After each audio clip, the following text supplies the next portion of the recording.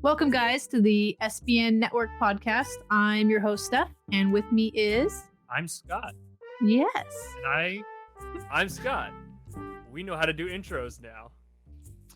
This is a podcast where we take some deep dives into some wonderful artists and kind of look at their account in a different way, which is always a little bit positive, a little awesome, and you guys can enjoy their accounts with us. And now that we've gotten more professional, I try not to say any dumb stuff. Mm-hmm. And I try to at least always end on a good note.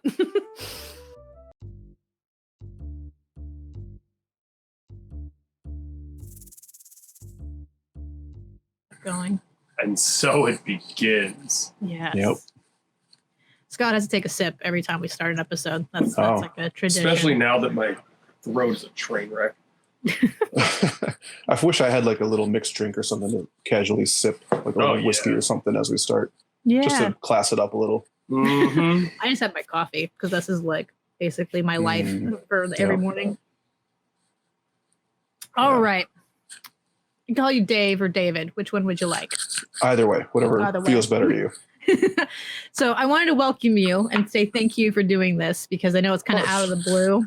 And so it's Scott and I kind of like shotgun fired who we were going to have on this season. So we were kind of like, it was like we each like picked like 5 people and I'm like, I would really like Dave to be on. So I was really glad that you said yes, because we've been following each other for a really long time. Like, yeah. And like, this is like the second time that I've actually seen your face now for this kind of thing. So it's pretty exciting. I wanted to let you know though, like your account has like been constant inspiration, especially since you do a lot of outdoor stuff. And I think we've had a lot more outdoor photographers on this podcast because with everything going on, indoor photography kind of took off last year. So we kind of got left in the dust a little bit. So it's kind of nice to be able to say, hey, we're still here and talk to everybody. So, and that's definitely, I mean, I keyed in on outdoor photography to begin with, just because it's a little easier in some ways. Like you're not completely dependent on indoor lighting. I mean, outdoor lighting is natural. Looks good a lot of the time when you figure out when to shoot in the day and everything. But I don't know, in some ways it's easier. I feel like it's a better just jumping in point for toy photographers. So then you can kind of think more about posing and all that sort of thing. I agree. I think outdoor photography gives you a little bit more, if you're willing to, let your mind free. I think it gives you a little bit more freedom. I think when you're shooting inside, most of the time you need to have a full plan in mind. You need to kind of know what you're going to be doing, what's your scene, what's your story, what's your idea, what characters are you using. I think when you shoot outside, you open up the opportunity to be like react more. Like you may bring these figures with you, but then you see something and you go like, no, I could do something with that, where you really don't get that inside because you're the kind of person setting up diodes and props and lights and stuff like that. And you're sort of stuck with what you're doing at that moment. You're not going to impulsively necessarily be like, oh no, I think we're going to change this whole idea because I saw that my washing machine looks better this way. Like it's just, I think it's less likely. I mean, it's kind of funny because indoor photography, I mean, it can look so good, so professional, like with the way people do lighting and just like get it just right. Because I mean, now that there's photographers that are toy photographers who were actually professional photographers, really getting into the game, you can really see what a perfect indoor setup can look like and how great the lighting can be and all that. But at the same time, there's shots that I've gotten outside that were spontaneous, and one of my favorite shots that I've ever done is from, it's one of those little Kodama guys from Princess Mononoke. Those little kind of translucent guys. I was outside. I was in a creek near where my brother lives, and I had 5 of them. I was setting them up in this little trickling waterfall. It's got the perfect little moss and like all the things that you kind of want in an outdoor photo, like a really close-up one like that. And it just wasn't working for me. I don't know if it was, I couldn't frame it the way I wanted to. The light was a little off. It was just kind of like flat lighting. I mean, is something really easy to do outside. It's just like not have any kind of interesting lighting behind it. So sitting there just kind of like working with it, getting frustrated because it just wasn't looking good according to what I wanted it to look like. And in the corner of my eye, like I saw on kind of the bank, I mean, it's kind of a creek where steep hill rock kind of thing.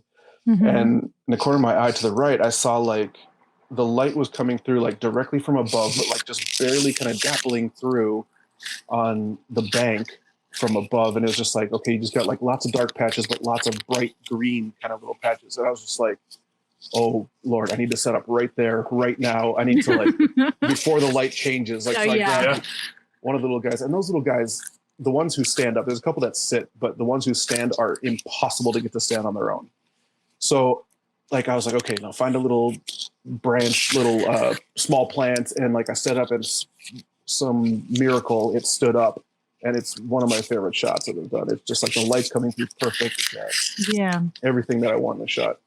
Those figures, I have them too. I never actually I need to take them out because I was thinking I have a lot of figures that I don't use because they're not as, I don't know, not as relevant sometimes on things, but it's good to bring out some of the classics. Do you get that kind of like impulse where, do you get the impulse to not shoot what everyone else is shooting right now? Like it's this weird thing because it's like a new figure is coming out that's like you're really hyped for but then everyone is like, especially with me because I do a lot of Marvel Legends, Star Wars, Black Series.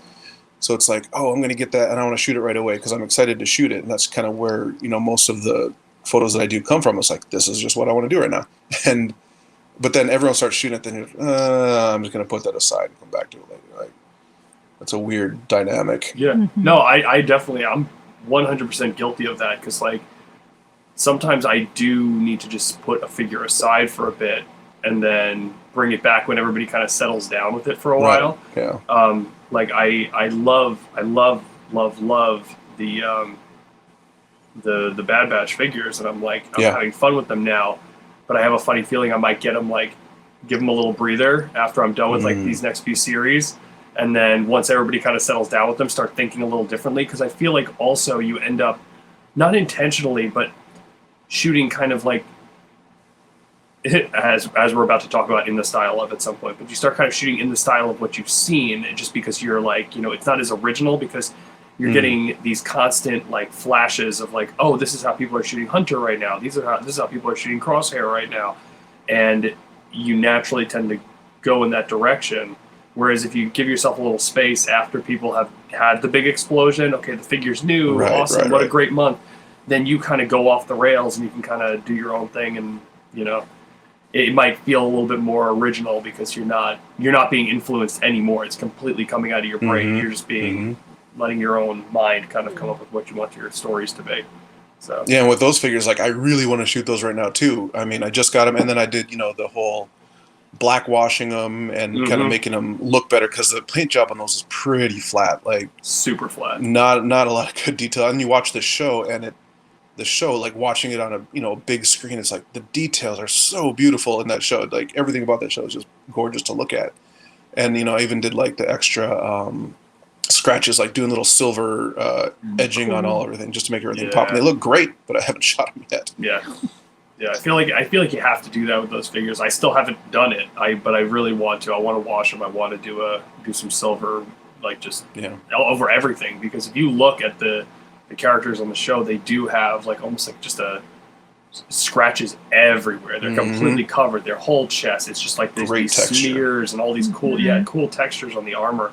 And they just do not have that on the figures. So I think it's going to have to happen. I think that goes I was watching the 1/6-pack, and they were talking about the Tusken Raider 6-scale figures and how they're clean. So there's they come in their robes, they're all the same thing. And I was telling Trevor, I was when you take outdoor photography, they'll be dirty in a couple minutes. You just throw some stuff at them and kind of go through and weather them. They'll get real nasty. So it'll be fun. I'm excited to see them though, because I know that your figures always have a lot of dirt and outdoor stuff, so it'll be fun to see them some more. I've even had figures out where I'm outside with them, and they're fresh out of the pack or something. So I even just pour a little water in the mud, and they got my finger muddy and just kind of rubbed it on the figures just as an emergency black wash or texturing. Yeah, absolutely. And I gotta ask before we get in, we're gonna probably talk more about this, and I know we're about to start the slideshow and stuff, but as an outdoor photographer, because I really consider you like a serious, like, I think I said it in the little write up today, like a grade A outdoor photographer. Like you are. That's what I think of when I think of your photography. Like I know you do indoor stuff and whatnot, but like your outdoor stuff, I think it's so you. Did you do any form of outdoor photography not associated with toys prior to that, or is it just something that you kind of, this was what made you shoot outside, like was toy photography? Not really. I mean, my whole journey of photography has been strange because I got into photography like in high school, I guess. I started kind of being the guy who's always got a camera out with people, like taking pictures when we're out and about. You know, back when we had actual cameras that we carried around. Yep. Little point and shoot. And then I studied in high school. I did a couple levels of photography and classes in high school and really got into it. And this is about this time I got into movies, like film, like cinematography, and kind of noticing that and what looks good in a frame and why these guys who do it are really good. And that's kind of, I think, where a lot of my outdoor photography came from. Because I mean, guys like, Terrence Malick for one, Kurosawa, of course. I mean, just guys who like were really good at capturing things like the beauty of like an outdoor scene, I guess. Yeah. So that's kind of what's in my head, I suppose, when I'm shooting outside. I mean, I look at my outdoor stuff and what percentage of it is my camera actually facing the sun? It's like probably 95% of it, because that's just like, you want that backlight, that glow, that kind of magic that you can get outside. Yeah.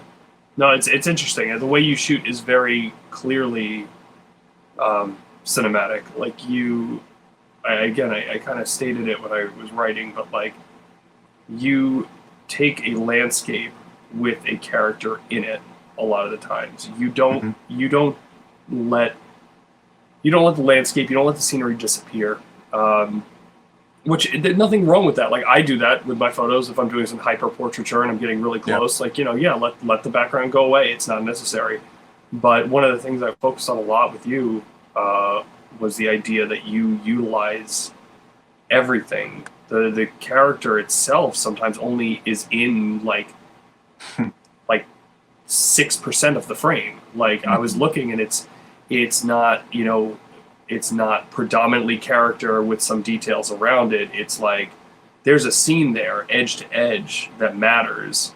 The negative space is usually not negative. It's usually filled with something. And I said like clouds or vegetation or something like that, but it all matters and the whole scene matters. And I also notice you don't shy away from a larger depth of field, where you have a lot of photographers, again, myself included, when I'm shooting toys, I tend to think in like f5, 6, f8 and whatnot. You will expand out. Like you want to see that stuff back there. You want people to know that there's water, that there's mountains, that there's trees. That doesn't need to just disappear and become part of the raw file that just vanishes and nobody cares about. You let it in, and that's honestly, I think that's one of the most uncommon things about you compared to other photographers in the toy photography community. Is you don't shy away from a full scene. You don't let that disappear. You utilize everything. You find it. You make the character fit in the environment.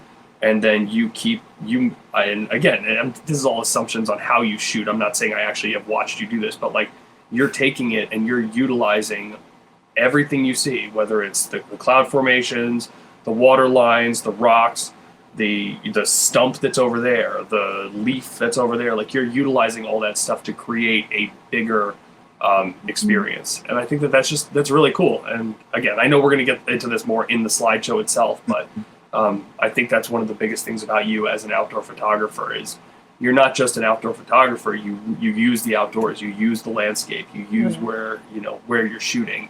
That becomes as much a character as the figure that's in the scene. So that's pretty freaking cool. Favorite thing about doing a good outdoor shot. Like, because I mean, I've traveled to a lot of places now and done toy photos outside. I mean, kind of starting, I suppose one of the earliest ones I did really well, in my opinion, was the first toy photo safari that I went to out in Washington. And we went out to Mount Erie, was one of the places like the Anacortes area out off the coast there in Washington. And yeah, it's a pair of Ewoks up on Mount Erie, and you can just see forever behind them. And doing a F-22 shot is kind of challenging in a lot of ways. Yes. If you move the frame the wrong way, and that really gives away the scale of what you're working with. You got to shoot low enough, but also to show the figure as, kind of playing with the foreshortening of the figure, but then also getting enough of the background. Like, yeah, I mean, as far as like those great outdoor shots that are full field of focus, like everything in focus, like I like that more than anything shooting outdoors, but it's really hard to come by just because your environment isn't always, I mean, you're not in charge of the weather, you're not in charge of the clouds, you're not in charge of. Exactly. And it doesn't happen every time. That's just the nature of it. And sometimes you sit there and you say, yeah, I'm going to use the space I have and just make it work. But yeah, you don't have the freedom of, making things disappear in the background. Like when I was taking my shots, there's a hospital behind the area that I was shooting in. Mm-hmm. And if this was a typical toy photography experience, who cares? It'll just kind of vanish into the blur, and it'll become all eaten, and nobody will even know it exists. It'll be living somewhere in a plane that's not in focus. But when you choose to show the landscape, you choose to, live by that, like everything is as much in focus as you can, all of a sudden, every little element, every detail matters now. And it can immediately change the photo, and the littlest thing could ruin a photo too. So I know what you're saying, and it's cool. It's really cool what you do, though. I think it's neat, and that you take the time to make that work. So I appreciate it. Yeah. Yeah. I would say that it was really hard to choose photos for this because I like everything. So I was like, I need to pick some. And I don't know if you saw, like I went way back and I was starting to like stuff from like 2015. I was like, I can't pick everything from 1 year. So we have to like keep going. I had sent Steph a message. I was like, here are 2 that I'd like to talk about, but it's fine. Whatever's in there, it's going to be easy to talk about. I'm not really worried, but it was just funny. There's just so much because you've been doing like I'm gonna pull this up for your first photo from like January of 2014. Right. Yep. Yeah, and it's just like you've been doing it for so long. There was just so much content to choose from, and so yeah, it's kind of nice to see them. There were a couple of toy photos that I had done on my personal Instagram account, kind of before I decided to do Father's Figures as its own entity. And, it's just kind of playing around with ideas that, you think are funny, or, like the one with Wally and the Ed 209. That's just like a black piece of cardboard behind it inside, like with a light from above, like back when I had no idea how to light, just playing around until it kind of looked reasonable enough to shoot it. Where did Father's Figures come from? Okay, so I've always, going back to when I was like in junior high. So I was always like a big dude. I was always like in junior high football, like I was probably close to 6 feet already, and one of the big linemen. So that's getting into that kind of junior high mentality with kids. Like everyone's got nicknames and whatever, and people started calling me Big Daddy because I was a big dude, big lineman guy. So Big Daddy kind of like took a lot of evolving as it went on, and then people just call me Dad or Daddy, like on the football field. And then as we got older through junior high, like I was always kind of took on like that father role. So like I kind of became the guy who would always like just a way of messing with my friends. I would always get after them for swearing, be like, hey, watch your mouth, like that kind of thing. And then as you get older and kids are partying a little bit more, I'd be the guy at the party, like the designated driver or, kind of taking care of people. So then, people actually started calling me father. And it's stuck. Like, and I'm still friends with a lot of high school guys, and it carried over into a lot of different places. Just people calling me pops or dad or father or something like that. That's Father, awesome. Yeah. That is awesome. I love it. Yeah. Absolutely love it. Yeah. It's more than just a handle. It's you. So it's Yeah. This is a good example of like a growth and like everything else too, because you might say that this seems like simple lighting, but you could tell the idea was there and everything that was going on from your first shot all the way to how you're doing things now. And I think coming from somebody who just started dabbling in indoors, lighting like this seems to me like to be as unnatural to my being when I take a photo as anything else. Like if you being like taking it with cardboard in a garage, I'm trying to get better at it, but it just seems like we're so used to the sunshine. It's like so hard to do indoor photography. So that the fact that you started with that and now you're doing the outdoor stuff, it makes me smile a little bit.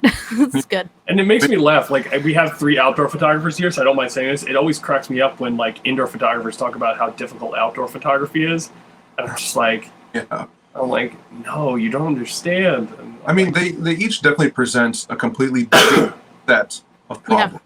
Yeah. Oh, yeah.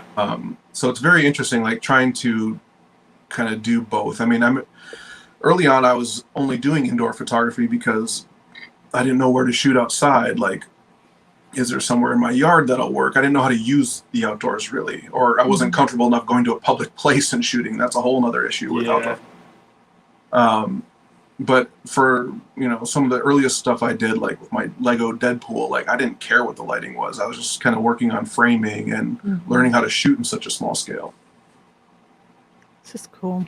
When you shoot outdoors, and let's say you're in a public space, do you prefer to be with like another toy photographer or like with a crew or something? Does it feel a little less odd than like shooting by yourself, or do you not care anymore? Are you kind of at that point where you're just like, whatever?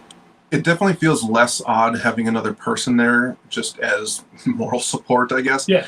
And even now, like when I'm shooting outside, it does feel a little bit awkward, but I've done it so much that I don't care really. I mean, I'm just going to be here doing my thing. And if you're over there, like, what is this weirdo doing? Like I'm okay with that. I'm kind of used to it. Yeah. I've never had like a negative interaction shooting outside, like no one's ever been like, what are you doing? Like, this is weird. Like, it's only ever been like I remember the first shots I did like outdoors, like in public, like there's a couple teenagers walking by and I could tell they were just like completely locked in on what I was doing, and I was just like, oh great, I'm going to get some kind of what are you doing weirdo kind of thing. But then as they were walking, like it was a young guy and 2 girls, and he was just kind of looking over my shoulder, and I could hear him as they were walking. He's like, that's so cool. I was like, whoa, okay. Surprise. And anyone who I've actually talked to or actually come up to me to say something, I'm like, wow, that's really neat, So it's been nothing but positive. That's awesome. You get a lot of spectators though. Like even when I'm like out on the trails and everything like that, anybody who walks by, they always stop and just like pretend they're not watching you. I've had people take pictures of me while I'm doing things. I'm just like, okay, it's gonna be an odd experience. Yeah, this wasn't weird. You made it weird, you strange dude. Yeah, exactly.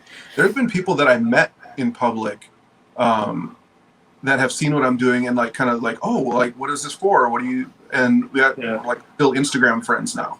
Yeah. Because hey, look at my Instagram account. And there was I was at the Huntington Library, I think it's called, in LA, the big garden kind of area. Some movies have shot scenes there, but I had my bag of toys on my back, my camera bag full of toys and camera, and I saw a couple young girls. I don't know how young they were. They're probably 20s, but they were setting up these really nice dolls, like in the Japanese garden area, and I was like, man, that's really cool. And I was like, these are other toy photographers essentially. So I just kind of went up near them, and there's a little bit of language barrier, but I started setting up my Leonardo figure right there, and then they kind of saw what I was doing, and then we kind of had a conversation about lights and different things that we were doing. Yeah. So that was really cool. Those are people I still follow and converse with. That's really cool. Very cool.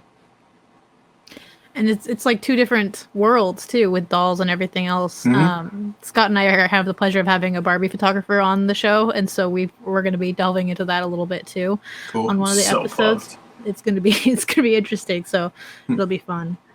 I'm going to move. This is one of the ones that Scott picked. Yeah, so. This is a perfect example of utilizing your entire space. And I tend to dissect and get a little bit crazy, but we don't have to go super nuts. But there is like the fact that you utilize everything that's there. The trees are visible, the mountain lines are visible. You can see the water off to the left. You got everything in here: clouds, light, color. It's great. I also think that's something I really love that you do. That there's a few photographers, not even necessarily toy photographers, but photographers who I've always admired and stuff. I always like framing that doesn't quite follow 50-50, but doesn't quite follow rule of thirds either, and falls somewhere like in between the two. And this photo does that for me. Like the actual framing, like his hand is almost centered. Luke's like left hand is almost centered in the frame, but the rest of him creates like a totally different ratio for the photograph, and I think it makes it stand out, and it really brings your attention to him, especially when you're photographing in the way you are with like these really long depth of fields. You're bringing attention to the character by your placement of the character, rather than just getting rid of everything and forcing people to look at it. You know what I mean? You're making people subconsciously choose to look, and which is such an interesting artistic psychological approach to portrait photography. But you're not like limiting them to the point where, oh, well, Luke is the only thing that I can really tell what it is in this photo. You're bringing people in like kind of organically. Like, yeah, there's a lot of cool things to look at here, but you can still see that Luke is who we're supposed to focus on. And that is super cinematic. Like that is, I mean, this scene is just straight out of a film. Like, it's too good. It's kind of fortunate as I'm looking at it, the way that all the leading lines kind of go straight to Luke. Like even the clouds, somehow the lines in the clouds kind of pull you right into Luke. And that's something, I mean, you can't control what the clouds are going to do, but it's just cool to see it happen. One of my earliest toy photos was of Cherno Alpha from Pacific Rim. And I was up on the North Shore where this picture was, North Shore of Lake Superior. And I got really low with wide angle lens, and somehow the clouds were just like in these cool strips. And I was able to like get it to where all those strips of clouds were pointing directly to the figure. It's just like this weird, lucky thing. Yeah. And with this Luke shot, I don't remember exactly what I was thinking in terms of framing, because usually I go rule of thirds. I very seldomly will, do a figure right in the middle and any, kind of go for symmetry. Yeah. But with this one, it was like, okay, where I'm shooting with a wide angle, like there's probably 10 millimeters I'm at here. And it's like, okay, there's probably people just off to the right of frame because it's like a tourist spot. How much of the clouds can I get in? And also, where are Luke's feet going to actually stand up on these uneven rocks where he is? Yeah. So there's a lot of stupid little things that you never think about like that will control what a frame does, by itself. And another on a shot like this, what I haven't gotten down with outdoor photography is exposing it properly. So if I expose for Luke, the sky is washed out. If I expose for the guy, Luke is dark. So this one, I'm guessing I did like a tripod setup, took multiple exposures, and then blended them. Yeah. Kind of HDR style. But I will say it doesn't look irrationally HDR, because HDR can look like super scary, and it can like it. And if my dad does listen to this, so he's gonna laugh hysterically because he knows I rage about this all the time. HDR can be like so unsettling, like when people get way too hopped up on it. Like you make it look like I've explained to him, and we've talked about this before, because he's a believer in like using it appropriately and like using those layers appropriately. Right. If it looks like how you imagined, because obviously a light sensor on a camera does not pick up things the way our eyes pick up. Our eye knows how to adapt as it's looking at a scene. It's constantly in flux. So if you're just using it as a tool to get to that point where it's like this, how you kind of imagined it being or how you felt it was at that time, it's a great tool to have. It's when people like get like frightening with it that it like overwhelms me sometimes, and I'm just like, what's happening? The color's scaring me.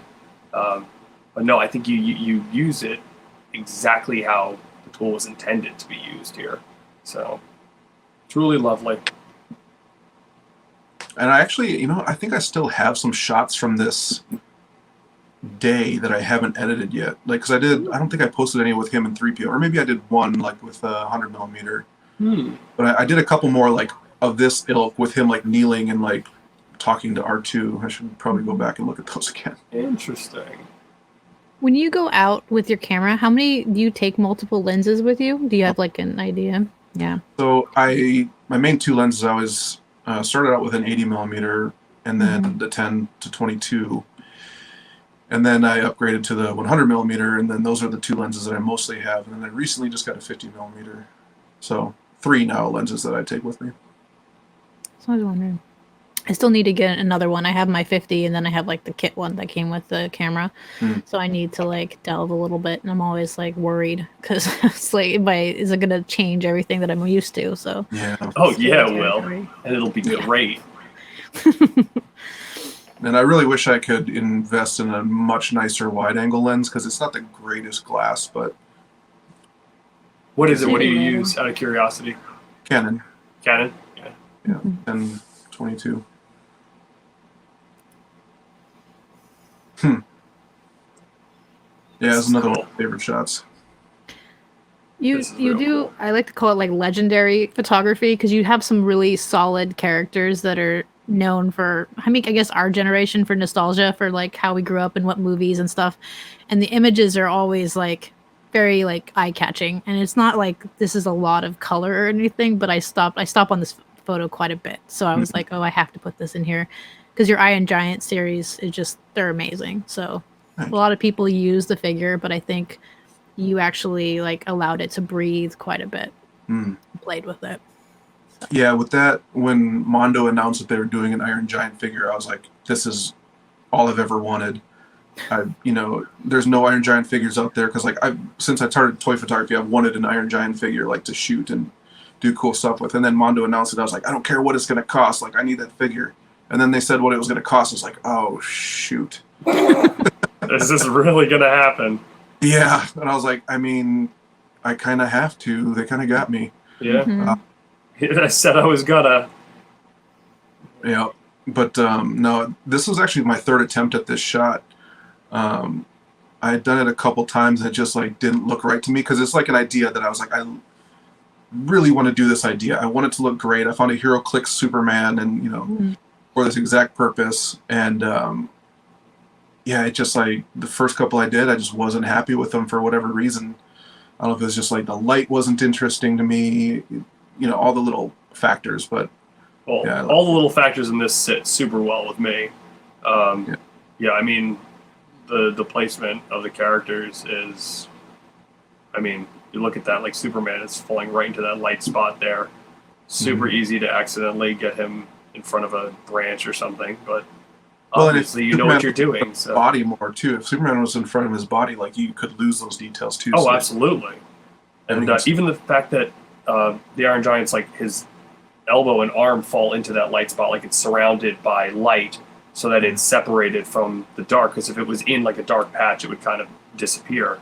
But you're getting highlights around it. First couple shots that I did. Yeah, I'd have to go back. It'd actually be interesting to do a post about that, to find those original shots and be like, this is what was wrong. Yeah, this is what I saw was wrong. And of course, everyone would be like, "Well, these other shots are good," but it's.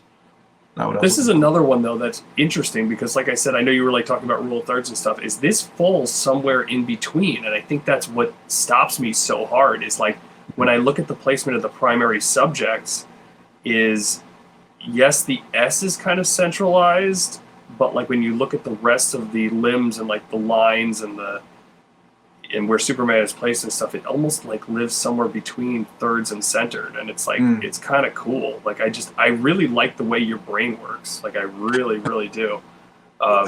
My brain in this case is just probably working on like, okay, let's just get it in the frame. I'm not going to worry about thirds or anything. Just kind of letting it fill the frame in a certain way and still having negative space a little bit. So really, this is just such a stunning shot.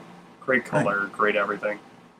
Does he stand up okay? The figure itself? I don't have the Iron Giant one. Yeah. Yeah. I mean, you have like I've had times actually the second attempt at this shot, I was at a park and the picnic benches were weird because they were like not like concrete, but they're really rough, rocky kind of thing. And I had Iron Giant standing there, and a breeze knocked him over, and he went like head first into this like hard, rocky surface. So there's actually kind of chips in the point of his crest there. But for the most part, but I mean, if you want to do a walking pose with him, you're gonna have to wire him up because you can balance him, but for a regular standing pose, but not for walking. Like there's only a few figures you can actually do a walking pose without wiring them. Yeah. Especially outside. I always have to like bury one foot in the dirt, so it work like for most stuff like that. Bring up.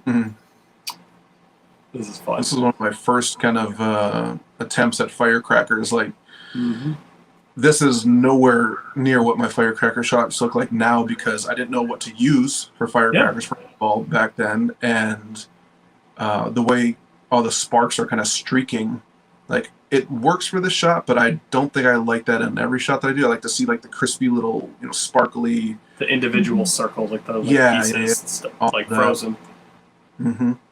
What was do you happen to remember offhand like how long your exposure was for this? No, not. I mean, this is probably a composite of at least 6 different shots. Because for a shot like this, especially back then when I didn't know what I was doing with firecrackers or lighting out, because using extra lighting outdoors can be really important. And I don't know what lights I used. I probably used a couple like dim lights outside to kind of fill them a little bit. But what I'll do for a shot like this is get kind of the basic firework explosion thing happening, and kind of because it's so random the way things explode, and you get the one that you want, but then also making sure that you do one just really nice crispy exposure so that you can fill in Mario and Luigi and the Goomba and get them looking with all the details, because the raw shot with the actual explosion, they're probably all dark. Like you can probably not really see them that well. Yeah, because they're all ending up backlit by the explosions. Right. Just disappearing. Yeah. So I just like it the way you framed it. Like it's like almost going from flat like 2D to 3D to like kind of like breaking that fourth wall almost. The way that your mind decided to angle this, because you got Luigi basically shooting out of the TV. So it's like it's really interesting because even the bullet, I don't know what the hell the name is on it, but is going straight along with the blocks and everything. It just stands out. So I think it's awesome. So it's weird how that kind of worked in my head, like because it's pretty easy to fall into like that flat 2D kind of framing, like even with something that's not Mario or kind of 2D based. I do it a lot, just kind of not having a lot of like depth to the shot. But for whatever reason in my head, this was actually pretty close to how I saw it originally, which doesn't happen that much. Getting everything to kind of look like it's coming at you in a way. Yeah, being like a spectator for everything. It's really cool. Oh no. What? I'm gonna say the variety of figures that you have on your feed is like refreshing. So it's like it goes from like Coraline to Link to Star Wars to like these kind of properties, and it's like it's refreshing to see sometimes when you have like other feeds that might be a little bit more tailored sometimes, and it's just like, no offense, Scott. No, I'm being 100% honest. Like I mean that. Like like someone who that's like 95, 96, 97% of what's on my feed. And Steph is 100% right. Like, you never know what you're going to get on your feed. Yeah, you have your things that you go to. Like, yeah, you do your Marvel, you do this, but like, Coraline just shows up. Like, why not? Like, it's great. Right. It's awesome. I love The that. thing is, it's not awesome for my wallet that Of course. I have Coraline because I absolutely love that movie. Like, I came out of that movie just like sitting going, I can't believe like they made a movie for me, you know? I mean, I felt that way after Pacific Rim, like, wow, like this movie is like, this is for me. And I mean, I love a lot of different movies and characters and video games, and here's my cat's tail. And so yeah, I mean, something like Coraline to kind of do something more playful and fun like this. And it's funny too, because I knew that like a shot like this was probably going to be done. I don't know. She's got the raincoat. It just makes sense to have her splashing in the puddle. And of course, yes, I think Dave Towery, rest in peace, did like the same kind of shot that I was thinking the same weekend, and he posted it first. I was like, oh, I texted him right away. I was like, how could you beat me to How it? dare you? Yeah. He has the same. Dave does have the same. Like, you guys were like similar outdoors and stuff. He had like an alien world going on half the time, like with his imagery and everything else. So it's just. It's like I was telling Scott, like I hate using the word OG, but like back in the day when this was kind of stuff was happening and these figures were coming out, you saw a lot more water splashes and stuff of these kind of nature with figures of actual like nostalgic characters that come about. So it's kind of nice to kind of refresh that and maybe bringing some of these figures back out. I have this one. It's actually in my daughter's bedroom hanging out because she was going to take photos of it, but it's a great figure. The little raincoat's cute. It's good color. The water's fun. It just makes for a cool image. So it's neat. Yeah.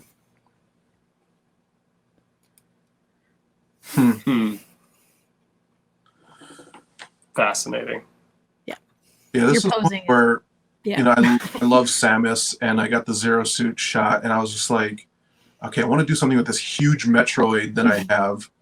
But like, do you have her fighting it? What do you have? And then, you know, kind of looking at the Zero Suit, I mean, it just lends itself to like a Vogue fashion shoot kind of pose, you know what I mean?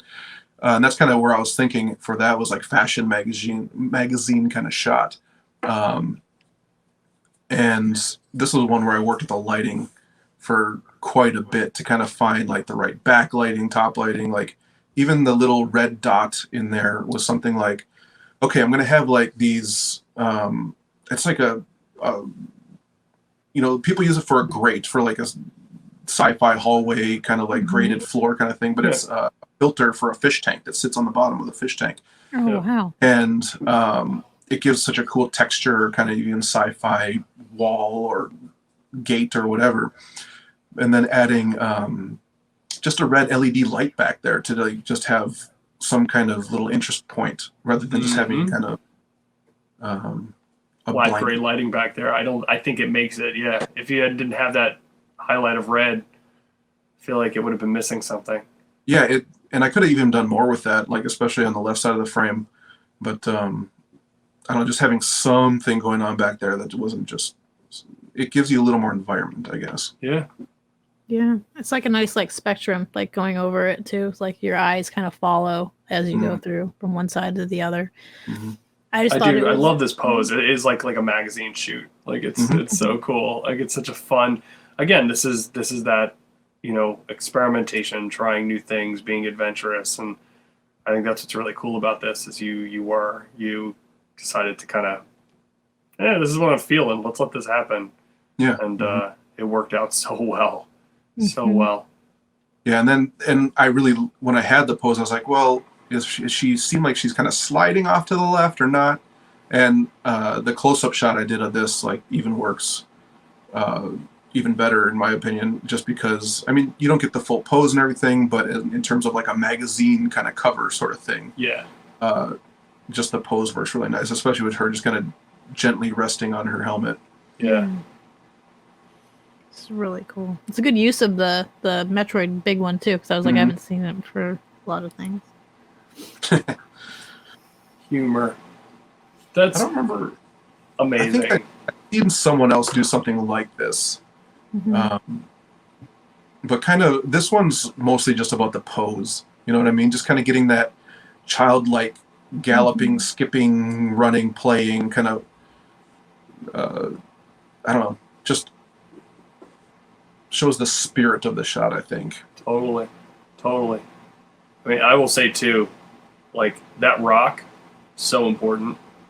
Yeah, that rock weird. is so important. Like I was like, just for fun, I was like imagining like what it would be like if it wasn't there.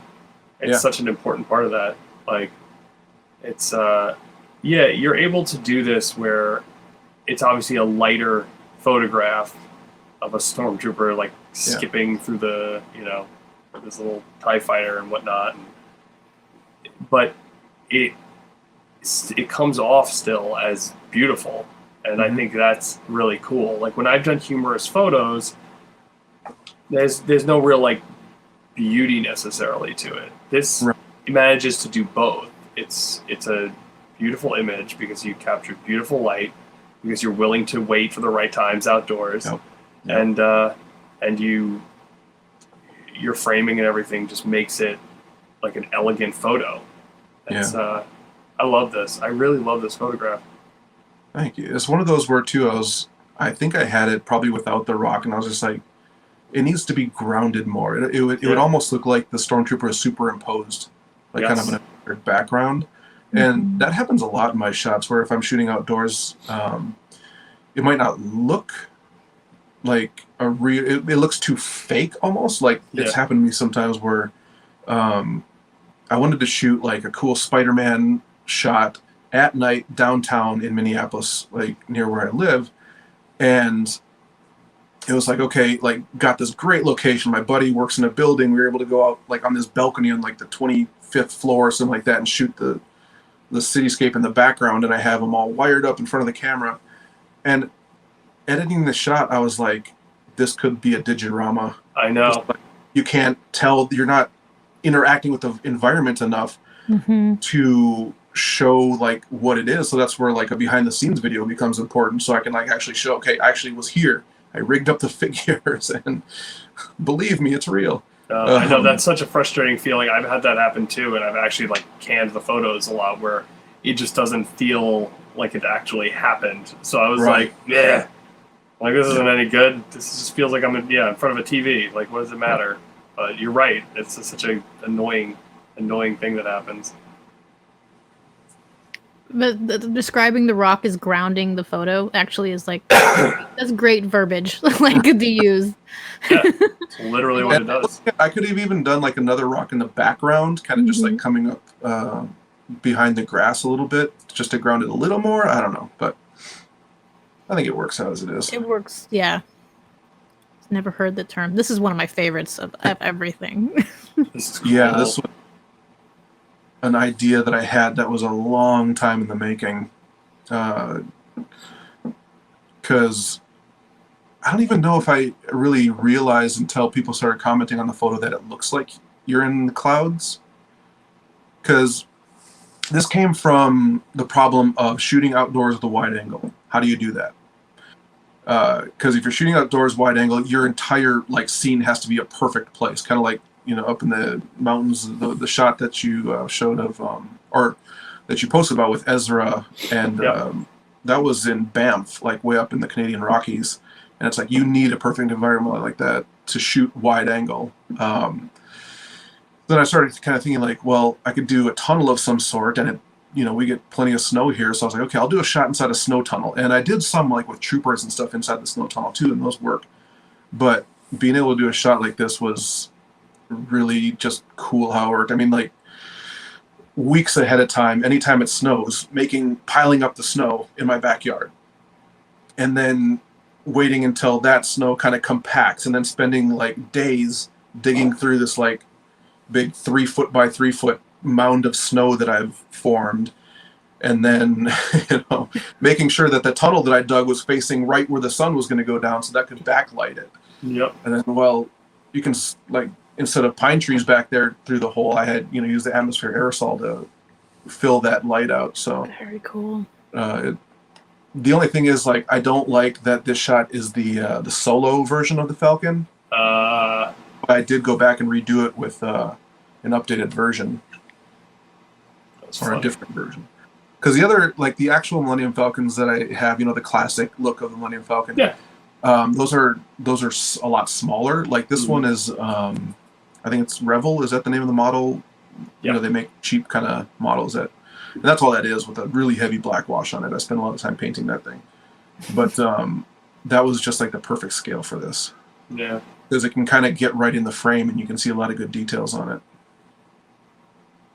This is one of those ones that I would want to print of, like whatever Falcon that you want to use on it. It's gorgeous, and it's like a cinematic still. It's like the amount of effort that you went into this paid off, because it's amazing. Yeah. And I remember when you did the behind the scenes, and you're like, "This is a pile of snow," and you're like showing it to everybody. It was like blew my mind about how cool that even the idea of this would be. Right. Absolutely. And like, look at the light across like the top of the Falcon in the front. Mm-hmm. How it's only on the front half of it because it's arced a little bit, and like the back half kind of falls into the shadow. But then it's like mirrored with the blast of what is that? What is that considered in the back? Like the making the Millennium Falcon move. Yeah, I guess the engine or whatever. Light beam back there. But I love that, because then it's like you get the shape of it. You're getting to see it. Without that light there, I feel like you'd forget that it's actually like a three-dimensional object. It would just be flat looking, but you get to see those highlights in the front. Then it gets dark, and then there's the blast. It's very, very cool. Yeah, and I tried it a few different ways, like having the Falcon pointing at the camera, if it was over here, if it was over there, like kind of played around with it. And for whatever reason, this one kind of stuck the most to me. And this was, I didn't do it as much in this one as my second attempt at a snow tunnel shot like this, but using, I think it was the Photoshop filter of blurring like on a path, or where you really can control like exactly where the lines are moving with the actual blur. Yeah. And then just doing that in the foreground, because I don't know, it just kind of felt like that's how the camera would see that, I guess. Yeah, I think that made perfect sense. It's good for the eyes to like go movement forward. So that wasn't articulated quite right, but it looks good that way.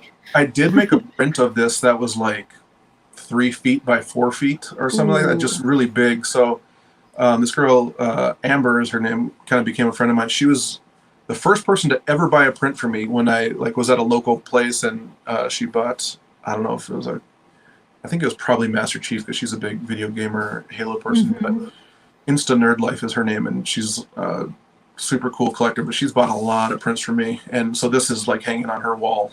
That's really cool. Where have you sold prints before? Do you just go to like shows and stuff like that, or? Yeah, so like there's a couple local small Comic-Cons here that I started doing it, and then there's a really cool toy community here. It goes by Minnesota Toy Posse, but that was kind of where it all started. But it's just local guys like who would talk at comic shops, like, hey, like, have you seen this figure? Like, and then on Facebook started a group like, oh, like this Target over here is carrying this figure, like, you want me to pick it up for you. So it's like this really cool community that formed. It's like over 1,000 people in it now. Whoa! But we do like toy swaps. Like we rent out like a VFW or whatever, and everyone like pays a fee and like sets up a table and sells toys like to each other. It's just like a big toy swap meet. And for 5 years now, I think we've been doing it. So it's just like every couple months at least, like a toy swap to go to and sell prints. So that's where I've sold the most prints, I think, is like doing those like small local things. That's really cool. That's really cool. Really neat. Toy Posse's a really awesome name for it too. I like it. Very cool. I think this is the last one on my slide for you guys before you go to the challenge. Yeah, that's what I got. That's the Figuarts Wasp figure, and just the character is so cool. First of all, and Figuarts does such awesome detail on their shots. And I'd shot her or maybe I used more of a Legends one for that one that's in kind of that tunnel of playing cards.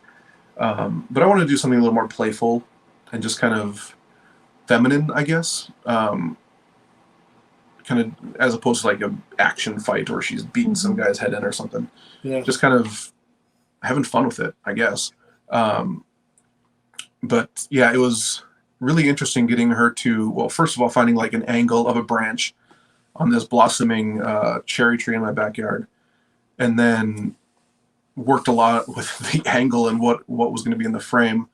I would like to have had the branch coming at you a little bit more, but it just didn't work out that way. But then she's on a wire, and then kind of having her in a point where the branch is actually pushing up against her feet so that she stays where she is. That was kind of an interesting challenge. Well, that's what it's interesting you're talking about, because like her posing is so natural looking. Yeah. Like everything about this is so natural looking. And I, as a photographer, I'm sure you see some of like the nuance that you didn't, necessarily mean, but like it, to any viewer going through this, like that's crazy. That's insanity. Like I can't get over that. Like I can't get over how real and how authentic that walk is looking, like as she's going up and over. And part of that is the angle you took it from, part of it is the posing, part of it is the way you, like you said, you had the branch pushing up from the bottom, creating like our eyes see the weight of her pushing on it. Like that's cool. That's a cool photo. And a shot like this is like, I mean, the pose really does make it. And that's, I mean, I see plenty of people who are good photographers, but can't pose really naturally. And it's just like a weird pet peeve of mine. Like trying to get something to look really natural. Like I had taken some shots of her where it was just a little bit different, where her chest was just up a little bit more, like a little more, kind of like a circus performer walking a tightrope would be kind of, more presenting themselves, like walking a more regal kind of pose, I guess you would call it. But like with this, it felt more like playful, kind of natural walk. Yeah, she would be looking down. She's not a performer. This is not like her normal state of being. So why would she be looking up as if like she's doing this for herself? So why would she be taking that risk? No, that's awesome. I love that you think through stuff like that, because that makes such a difference. Yeah, and this was another one where like the sun was in the right like spot at time of day, and I wanted to have the sun more behind it, but like with the framing of the tree, it just wasn't working for me. So yeah, and this was one that actually Evangeline Lilly reposted, which is really cool. Wow.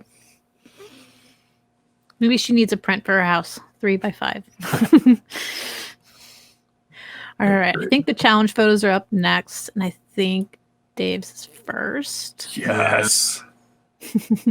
Yeah, I was kind of stressing because like I've been so busy lately at getting like the right time to go shoot something, and this was I was hoping to find a spot. So my wife and I were actually doing some maternity shots for her, well, for us, I guess, for our family. And then as we were leaving, I was just like, I brought my camera bag with my toys because I was like, okay, maybe somewhere down in that area we can find a spot. And like we're in the parking lot after our photo shoot talking to the photographer, and I'm watching the sun go down and down and down. And you're like, okay, let's we can go. Thank you, bye. Yeah, and we happened to be driving past this spot because I was kind of like eyeing different spots around, and we were driving through by Lake Minnetonka. It's this huge lake in Minneapolis, and there's this long stretch of road that goes kind of through a lake because it's like a kind of chain of lakes makes up the whole area. And I saw the spot. I was like, okay, maybe there's a spot I can set up somewhere. And I swear, like it was minutes after I got my pose that the sun went behind those trees. So I actually did use a lens flare kind of thing to make the sun look like it was a little bit higher. Yeah, pop it out a little. Yeah. And again, I did the thing where I exposed one for the sky, one for the troopers, so it looks a little unnatural, but I don't know. It just looks like how you would see it, not like a camera captured it. Right. And that's the greatness of exactly it. What for, yeah.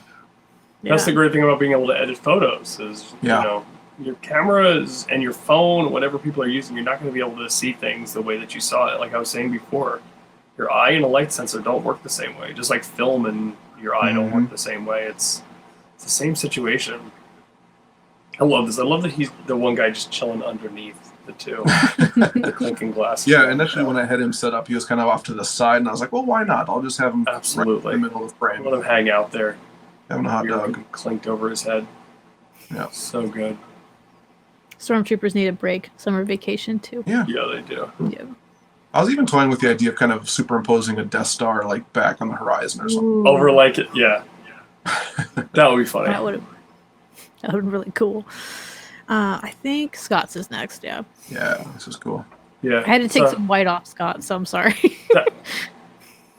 No, this was fun because I think I kind of mentioned it in the write-up. We're talking to Jewel tomorrow. So for whatever reason, I just thought it would be entertaining for myself or stressful. I couldn't really decide if I would take an idea of hers, like the concept, and photograph it in your style, and then took some ideas from some of your photos and then photographed it in her style for her thing, because she's winter and yours was summer. And but yeah, I just decided to play around with it a little bit. And she had this whole thing with Kanan finding Hunter's helmet, this image that I thought was really fascinating. So I just decided to do a series of like, what if Ezra had found it and showed it to him, because Ezra's the great helmet collector. And it was just like, hey, like what's that? And he just looks at it and is like almost like borderline put off by it, like kind of like sort of emotional, like, okay, I'm kind of alive because this guy, but I still want to trust clones and blah, blah, blah. And he drops it and walks away. But I wanted to make sure that I got, your wide angle, tried to expand my depth of field more than I typically do. It was fun. It was really fun. Got up high and just kind of got the mountains in the background and whatnot. These particular plants felt in this area felt the closest to like a tree proportion that I could find for a wide shot. But it was fun. It was really fun because this was different than the way I normally think, and I enjoyed getting some clouds in there. Not to say that I like know my feed backwards and forwards. I don't really think I've got many photos with clouds in them. I don't think I have any photos with clouds in them. So like I really consciously wanted to make sure that I got some clouds, got some horizon in the background, got some natural stone, trees and whatnot. So it was fun. The way you framed it kind of with the trees on the sides, like, looks really good. It was fun. I had a really good time. With this one because this was I got to still be outside and do an outdoor shoot, but it pushed me away from how I normally think, which was cool. Because I need that once in a while. It was a good, try this. Yeah. See how this goes. And that's like with my shots, with some people, it's like you see their shot and it's like, oh, that's that person's shot. Yeah.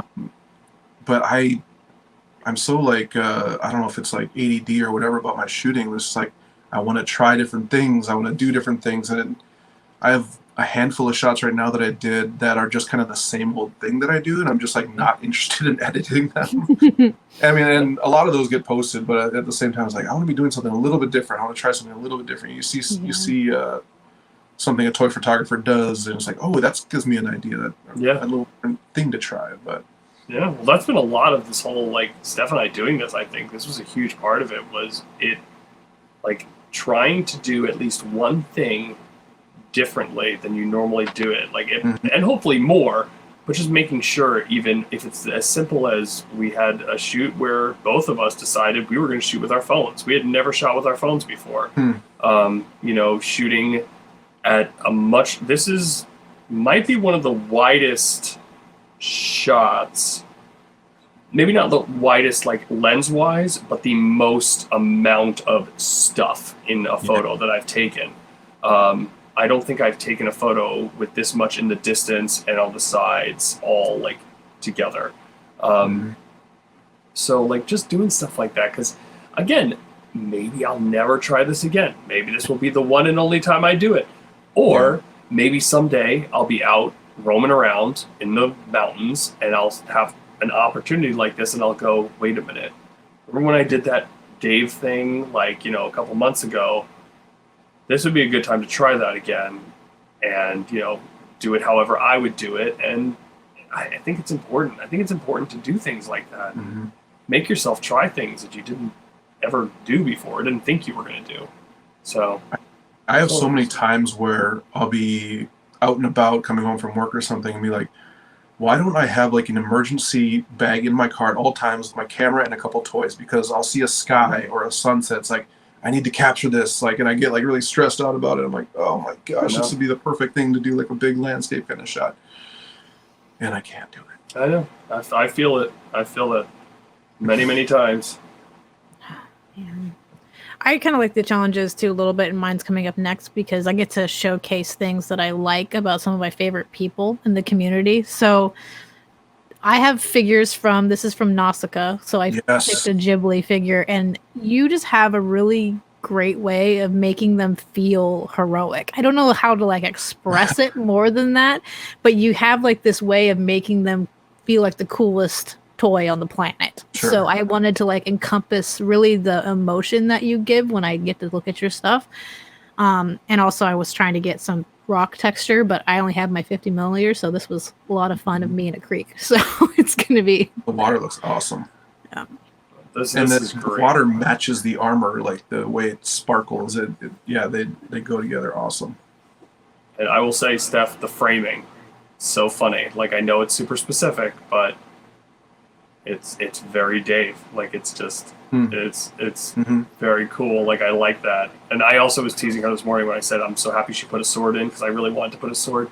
Like, I love your photos with swords. I don't know why. I know it's really random, but I know you got like one with like sword like over the back, and you've got some like cool ones with them held. Like, you're really good at capturing swords in your photographs. I know it's a really stupid specific thing to point out. But I was like, Steph, good, you used a sword, thank God, like, because I couldn't figure out a way to do it, so this is awesome. It goes with just like a good pose, like, I don't know, what phallic thing, what is it about a sword that like looks cool? It does. It's so cool. It's so cool, so tough. Yeah, I think tougher than a sword. I'm going to just start carrying a sword. Totally acceptable. No one will think you're weird. No, nobody. No. That's that guy who shoots photos of toys and carries a sword around with him all around town. Great. There he is again. I almost bought this figure just because, just in the hope that they make like a Nausicaa. yes. I mean, because that's my favorite Miyazaki movie, just hands down. It's the one I grew up on. I watched it the other day, Mhm. and it's just like, okay, are those like Tolmekian? What soldiers? I forget what they're called. But it's like, are those gonna be hard to get later when I actually want them? Like, yeah. And they're That's always the relatively fear. like it's like, I think it was $60. I think it was like a relatively like a figure arts price. And like Right. if you look on eBay right now, people are selling them for ridiculous amounts of money. Sure. But they have always the bug, like it's like a centipede with wings The right Omi? now No, on not the Ami. Omi. I forget. Yeah. I'm interested because it's actually my favorite Ghibli movie too, and I think it's because of the outdoor element, and it's so much fun to capture, and just the way that it's like the animation's always good, but just like the forest and the animals and the life and like what it stands for, it's a great film. Yeah, and that's like one thing. Miyazaki is obsessed with flight, just like planes and flying, just like the beauty of that, and that is captured so perfectly by Nausicaa and her glider. Mm-hmm.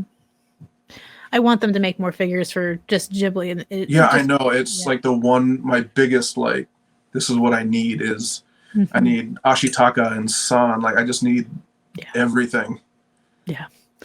They would photograph so well too, but I was excited for this. That's what I was thinking. I was like, what am I going to shoot him for? And then we had you. I was like, oh, I could totally do this for Dave's figures. It'd be perfect. So it worked out. I'm trying And to then see. we get to the end. Worry about my cat knocking over my figures here. What she's Oh no. Yep, she's going to try. Oh, well, actually, that was actually. pretty impressive. Stealthy. She really wants to go over there with your. She's Sticking her head through the blinds. Yeah. Yeah, that's actually that Jake is from Eva. Actually, Oh. Very I had cool. commented at one point that I really wanted those bigger scale Finn and Jake, and she just randomly, I don't know, just like years later, she's like, "What's your address?" and sent them to me. I was like, "Are you kidding me? That's awesome." This is so fun. This is such a funny one. Yeah, I love this. I was That like was when like- I mean- Stefan's on a humorous shot. I love Adventure Time, just the spirit of those two characters together and how they play and the fun that they have. And I mean, especially then when I got different scales of them, like that works so perfectly because Jake can be tiny or he can be huge. So, just like doing one where I did one where Jake was on Finn's back, and then you've got, I don't know, just like seeing them playing like this was something I wanted to do immediately. Yeah. It's just fun. It's just Yeah. like, yeah. So these kind of photos are like a bright spot. So when you're trying to do all this emotional and then landscapes and trying to catch clouds, it's just nice to throw some dirt and have some fun with some colorful figures sometimes. Oh, totally agree. Totally agree. No, I love that. Dave. So we made it to the end. Yeah, I was going to Just say, we made it through an hour and fantastically. Having you on here has been an absolute pleasure. Thank you. At the end, we always just say, like, are there any other places where, again, I don't know how much of this, like how much of your life is, embodied by the toy photography, but do you have other outlets? Do you use any Facebook pages? Like, people know how to find you on Instagram. We saw it at the end there, but like, do you have any other platforms you like to let people know about? I mean, Instagram's the main one. Yeah. I really wish I had more time. I wish I could do a YouTube channel. I mean, I wish I could edit fancy behind the scenes videos, because apparently like that's the way you need to get into the Instagram algorithm, is by doing videos. And it's just like, it's my creative like energy can only go to so many places, Yeah. It's taking all of my energy or time to like do a shot in a certain window of time. So I can't be thinking at that time also about like doing, fancy videos of my behind the scenes at the same time. I do some, but so no, I wish I had YouTube. I do Twitter, Facebook. I'm really bad at keeping up with those. So Instagram's the place to follow me. Sometimes it's nice to just have everything in one spot so you can actually focus as much attention on things as you can. Yeah. And do all that. Agreed. Yeah, I've been trying to do some of the behind the scenes too. I was just telling Scott too, because he just did a really cool shot with Flower, and I'm like, you should have captured it. And he's like, yeah, I forgot. I took a picture. It'll be okay. I took a picture of the aftermath. That's all I got of it. Yeah, I really need to like hire a full-time behind the scenes Assistant. videographer person for Right? Mhm. Absolutely. what I do. Absolutely. Yeah. Have them each spend a week with each person that needs it, and we'll just hire them for the whole year. Have them travel around the world. Person to person to person. Yeah, do all your stuff. All right, Dave. Well, thanks so much, and for Thank you, coming on. Yeah. And so I am going to hit the magic red button, but we are not going to disappear. Promise. Bye. Bye. Well, y'all, thank you for listening to another wonderful episode of the combined SBN F-Stop Rebel podcast. Truly a pleasure. I hope you enjoyed everything. Remember, please do not grow up. It's a waste of time. I am Scott, F-Stop Rebel, and there's obviously Steph. Yep, I'm still here, and you can find me at Slagmythrilla or the SBN. You'll see all the credits on the end, but I always want to say, just guys, stay awesome and keep it up.